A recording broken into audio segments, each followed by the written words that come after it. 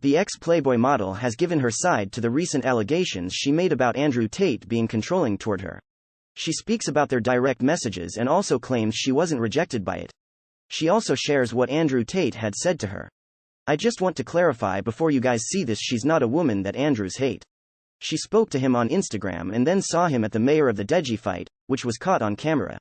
She expresses her viewpoint and her opinions about Andrew Tate from the time she spoke to him and only briefly interacted with him in person."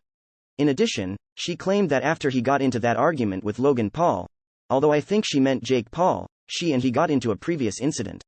However, aside from that, her points are odd because there isn't any proof of him abusing her, and he claimed that he was controlling rather than giving her orders. The point, because for people to be writing to me, "Oh, you're lying," because they're so obsessed with a guy they've never met in their life, but they fail to understand that you have to take these accusations seriously. And I did have aggressive messages that were sent to me that back up exactly what the accusers have said. Okay, and can you give us a bit of an idea of what the messages said exactly and what treatment you received? And maybe Slimane could respond to that if he has anything to say. And also, just for the audience, I know I just was looking at your profile, Carla. First, I'm humbled that you're following me. I'm guessing you followed me just to go into the space. But we don't know each other. We've never spoken before. And this is the first time you come onto the space. Just for clarity for the audience. But yeah, Carla, so what did those messages say before we get into the Vice Sorry, discussion? 1 second. I'll just... That's all right. What I recommend to anyone that calls you during a space for the panel, just block them. Yeah. And then remember to unblock them after the space. Basic. It's fine now. 1 second.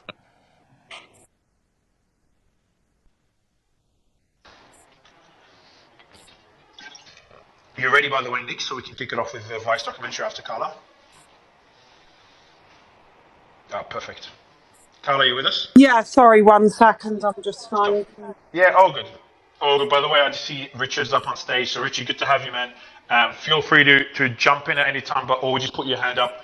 We've got a nice structure in place with Slimane and Sam kind of will be leading most of the discussion in a bit. And we're going to dive into the Vice documentary right after the discussion with Carlo. Yeah, so the documents. I think things kind of went wrong when I said that I was going away with another girl on holiday. And then he was basically saying, "You better not cheat on me, do not talk to other men, and don't go party in Marbella, stay in the hotel and wait for me." And I was kind of like, at first I did take it as a joke until the messages continued being that aggressive way. And then he was basically saying, like, "You need to obey your man, me," and saying that he was nice and loyal, which how can you be loyal if you're able to do what you want with other girls? But yeah, I'm not. And I think from that point is where it switched, when he knew I was going on holiday with another girl. And did it ever escalate beyond that? So that kind of paints his character with Slimane. You kind of made an argument that this is, a lot of cultures have that, those boundaries in place, or that relationship. But you've got to bear in mind that we had never met, and then he was saying, like, "I don't trust you, they're bullshit, you're going to do drugs and drink, you're going to party and all these things." And I was like, what the hell? And then but were you just working with him, or you were together? What do you mean?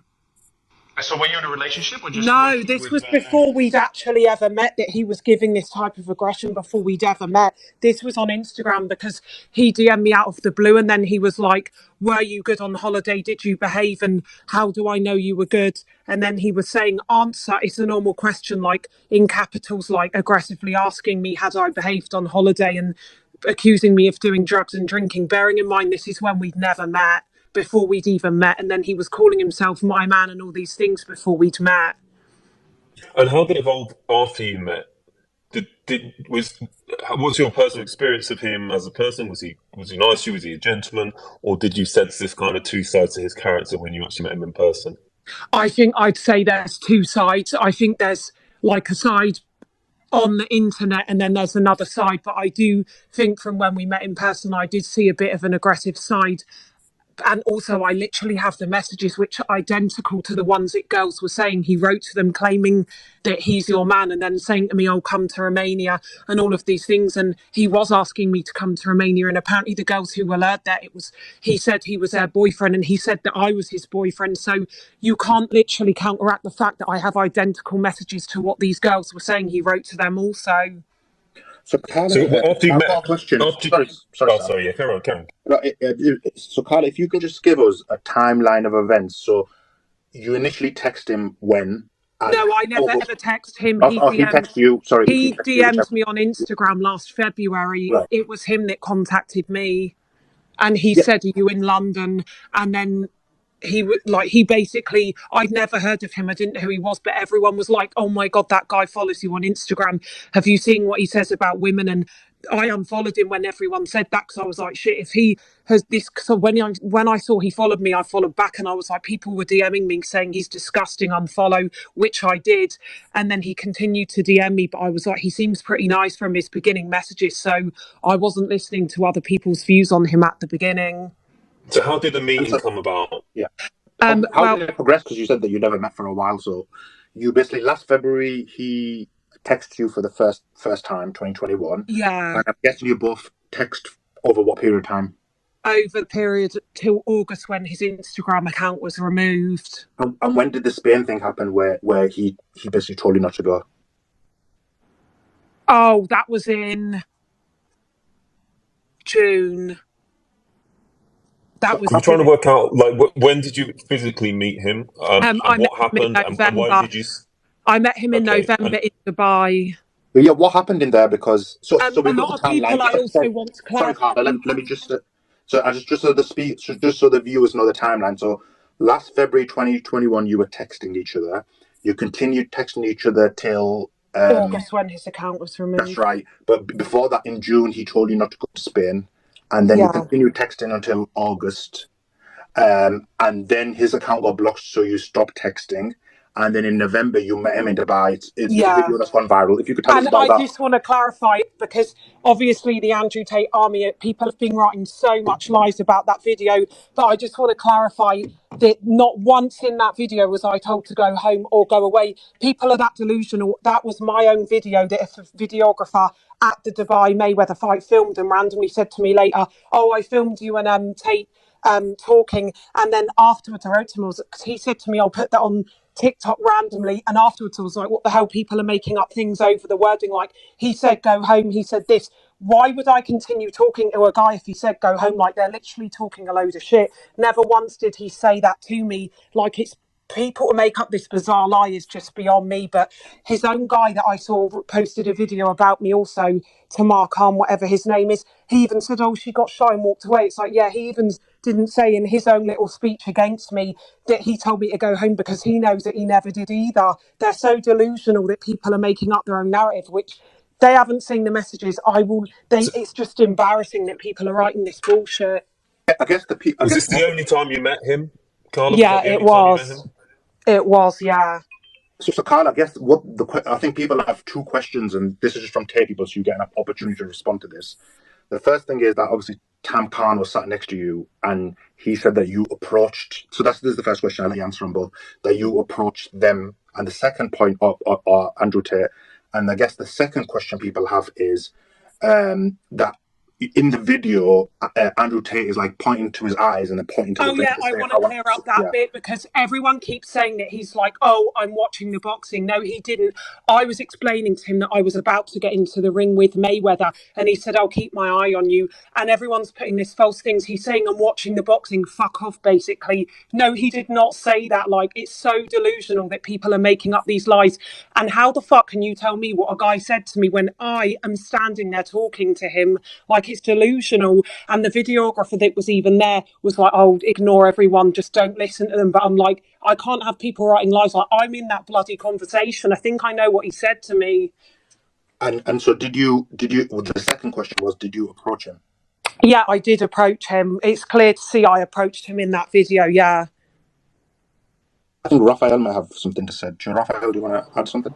So yeah, I think the other question that's going through a lot of people's minds that you've had messages from is, if he was so aggressive with you in the messages back in August, you already had a very bad feeling about him through the messages, which you said was extremely controlling. We're still, I think, oceans apart from the allegations that he's been charged with, but very aggressive, male bravado type messages. And all these people have already told you, "Oh, he's a bad guy."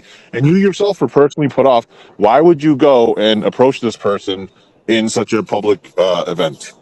Well, I think just because it was such a public event and I was literally getting in the ring with Mayweather, if you've got that many people around and security and stuff, and you'd been back and forth messaging with a guy, like, you feel safe and secure within that environment that you can talk to someone. It wasn't private, it was literally thousands around. Like, there was security everywhere. This was next to the ring, so I was in a secure enough environment to go up to him. Like, it wasn't in that moment anything to second question that moment. Like, I wasn't going back to a hotel or nothing with him, and he actually was like, oh, let's catch up after, because I was about to go in the ring, and then a fight broke out with him and Logan Paul. But yeah, people don't understand when they're saying that. It doesn't mean anything for me to go up to someone in a public space where there's security. I even had my own security walking to and from the changing room. Like, of course I felt safe within that moment. If it was me going back to a hotel or something with him, that would have been a whole different story, which I wouldn't have done. And he had all these guys with him. Like, I didn't know who the hell the people were with him either.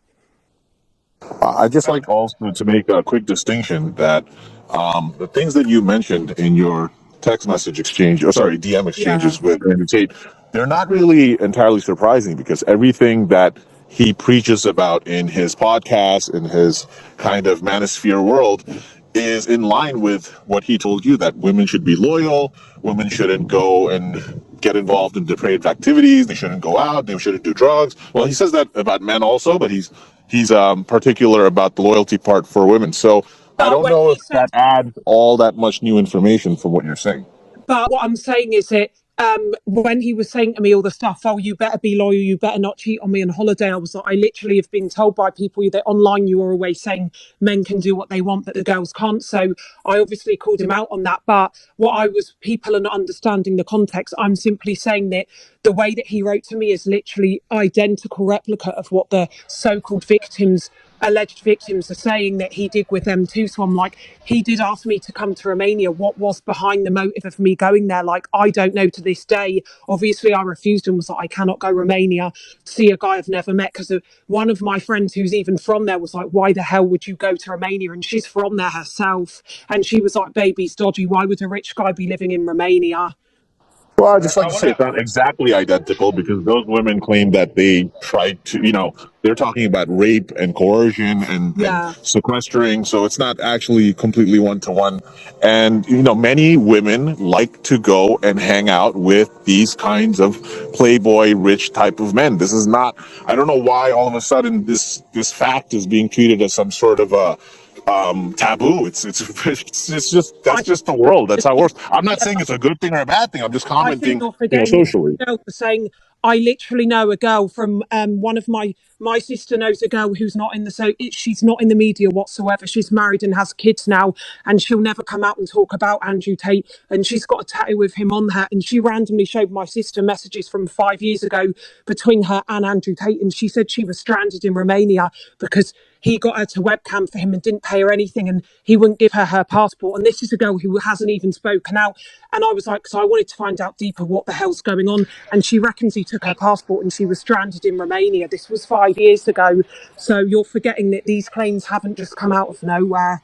I want to ask Siri Gill, you want to jump in on this one. Before you jump in, Siri Gill, first I just want to give credit to Carla for coming on stage and sharing the story. So whether we disagree or believe or don't believe the story, obviously if it's a lie, it's a different story, but it doesn't look like it. It's not Carla, a lie. I have the evidence to back it up. Yeah, I know, and I've spoken to people to kind of verify all that. And Siri Gill, I'm just going to mute you because there's feedback sound on your end. So Carla, I just want to again give you the credit for coming up on stage and thank you for this. To be having to answer those questions. It was very difficult for us to get victims of Andrew Tate, victims or people that had a relationship that had, wanted to criticize Andrew to come on stage. So even people supporting Andrew, it's just important to give them the respect. You could disagree with respect. And I want to, before going to Siri, I also want to give a shout out. A lot of people are tweeting me like, "Oh, you can't post the screenshots. Are they that stupid? Like, I would be sued. They're that dumb." We will. Yeah. So posting screenshots like this. You wouldn't be sued if the screenshots are accurate, would you? No, but I'm saying they're accurate, and for people to say to me, post the screenshots, like, are they that stupid to think it would not? Like, I literally posted them on my TikTok before this whole thing happened because people were like, oh, you went up to him. It's like, no, he's been DMing me for 6 months. He DM'd me, not the other way around. She doesn't want to release the screenshots because she fears backlash from the fans, that there are barriers between things, and that there must be context involved. For example, saying that Andrew Tate thinks she shouldn't go to Spain to party with her girls is very different from a rape charge that he is facing, but I don't think there was any sort of threat to back it up with or anything he was saying that would make it seem controlling. And persisted in speaking with him despite being worried about two things. You wouldn't want to approach someone you believe to be controlling or just a bad person and act friendly toward them. She came forward at the same time as these victims. Why didn't she say that he's controlling before he was arrested? Regardless of whether the claim is accurate or not, I understand that strength comes in numbers, but you can't just go on a bandwagon and hope no one calls you out for it. However, if the claim is genuine, it might have been as simple as he was spotted controlling on direct, therefore I blocked him. This situation has just dragged on, and I'm not trying to say that what she said is true, I'm just saying that even if it were true, there are no crimes being committed, so it's not relevant to the actual charges he's facing. This is just a pointless attempt at character assassination, and it's jumping on the bandwagon because we just saw a football player named Benjamin Mendy be accused of similar things recently.